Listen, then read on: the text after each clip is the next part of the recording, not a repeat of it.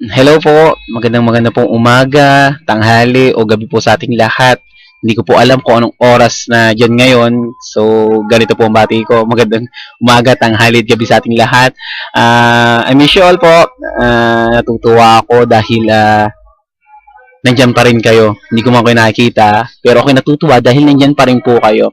Nais ko pong batiin ang lahat sa atin na happy anniversary po. Pagpalain tayo ng Panginoon at masayang masaya ako dahil ganito, 15 taon na tayo nagsasama-sama para sa Panginoon. Alam naman po natin lahat na ang dahilan ng lahat ng ito ay ang Panginoon. Amen? At ang ginagawa natin ay para sa Panginoon. Amen?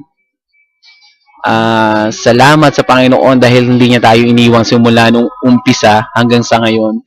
Ako'y natutuwa at nagpapasalamat sa Panginoon kasi kita ko sa Facebook yung mga picture ng mga bagong kabataan tsaka yung mga kabataan dati na ang lalaki na rin nila. Siguro hindi na ako kilala ng ibang kabataan na mga bago. Hindi ko rin po kasi sila kilala eh. Pero nagpapasalamat ako sa Panginoon dahil patuloy niya tayong pinagpapala, patuloy niya tayong pinapalago. Amen. Happy anniversary po uli. Miss ko na po kayong lahat. Miss ko na lahat ng kabataan, ng katandaan. Joke lang po, peace. Miss ko na po kayong lahat. Lahat po kayo at yung lahat ng ginagawa natin para sa Panginoon, namimiss ko na po.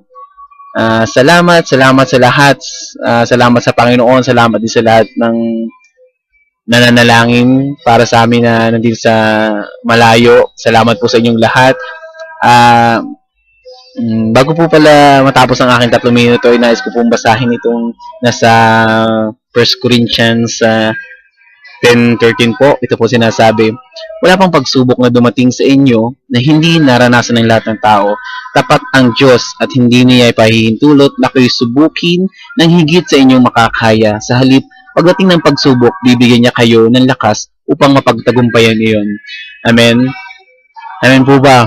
Amen. Sa Diyos lang po ang kapurihan. Muli, binabati ko po ang lahat ng happy anniversary po. Miss ko na kayo. See you soon po. God bless us all. Bye-bye.